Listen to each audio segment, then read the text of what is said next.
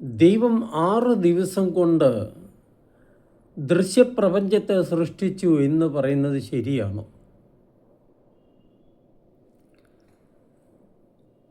വിശുദ്ധ ബൈബിളിലെ ആദ്യ ഗ്രന്ഥമായ ഉൽപ്പത്തിയിലെ ആദ്യ 11 അധ്യായങ്ങൾ ചരിത്രാതീത കാലത്തെ ചരിത്രം മനസ്സിലാക്കാനുള്ള ഒരു സഹായം മാത്രമാണ്. അതിലെ വിവരണങ്ങൾ ചരിത്രപരമായി